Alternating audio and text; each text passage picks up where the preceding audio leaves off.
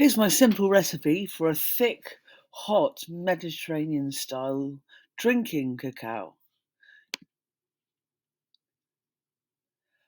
Firstly, the ingredients are really simple.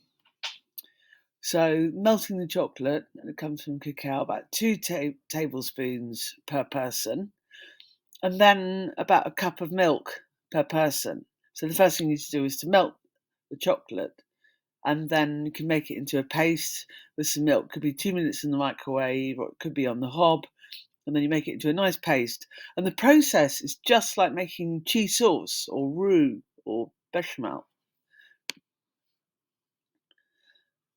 The ingredients are kind of work together. The thick chocolate comes from the mixture of the fat in the cacao and with the flour. So you only need a little bit of flour, and I've used buckwheat flour because it's full of fibre, but it is naturally starch or gluten free.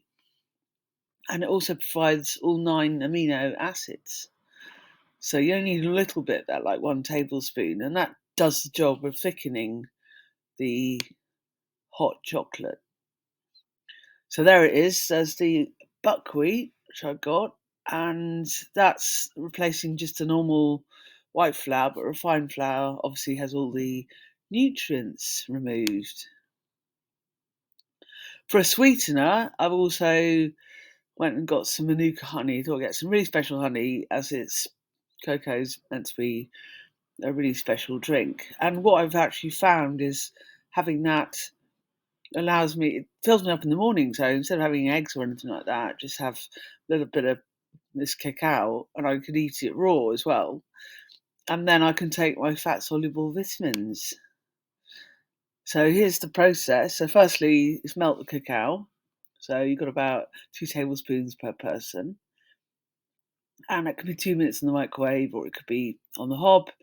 Just a splash of milk just to make it into a paste, like you would do with butter and flour if you were starting to make cheese sauce or roux. And then you basically boil a cup or 2 cups, depending how many people, of milk. And then you work the paste into the hot milk with the hob off at this point, and then you sort of smooth it with a whisk. And then at this point, you could add some flour, just a sprinkle of flour, a couple of tablespoons, 1 or 2 tablespoons, and then you will see that as you whisk and it smooths out the stuff and get rid of like lumps of flour and everything else, and it works in the paste of the chocolate, and then it will start to thicken just like cheese sauce or white sauce or roux. So for the sweetener, Manuka honey, and the more Manuka in it, the more nutritious they are.